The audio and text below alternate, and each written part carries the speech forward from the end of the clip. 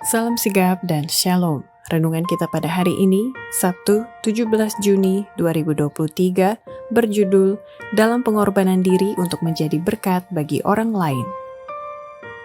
Ayat intinya terdapat di dalam Filipi 2 ayat 17 dan 18. Tetapi sekalipun darahku dicurahkan pada korban dan ibadah imanmu, aku bersukacita dan aku bersukacita dengan kamu sekalian.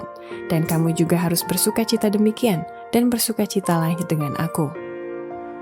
Pena Inspirasi menuliskan yang dimaksud dengan judul renungan kita pagi ini, dalam pengorbanan diri untuk menjadi berkat bagi orang lain, adalah sebuah panggilan kehidupan yang praktis agar kita senantiasa menunjukkan sukacita sosial sebagai faktor yang menunjang kebahagiaan sejati dan sarana untuk memulihkan hubungan kita secara vertikal kepada Tuhan dan horizontal dengan sesama sebagai berikut.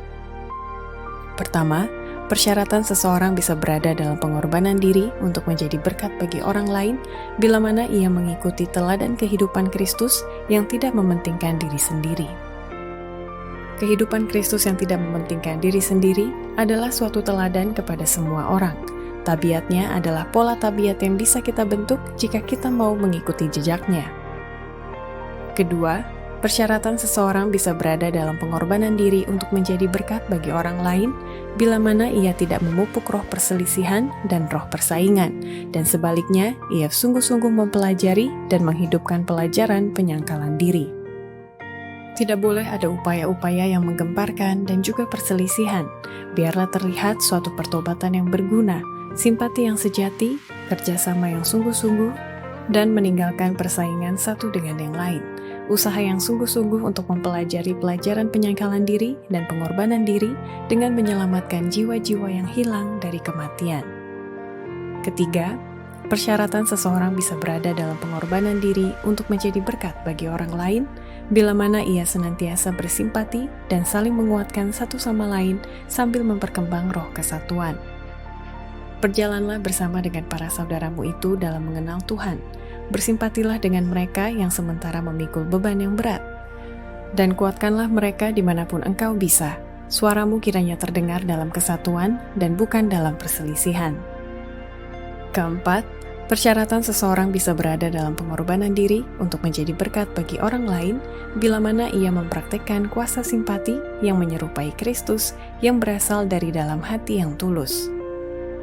Kata-kata kemurahan hati yang diucapkan secara sederhana, sedikit perhatian yang diberikan secara sederhana, akan menghilangkan awan pencobaan dan keraguan-raguan yang menutupi jiwa.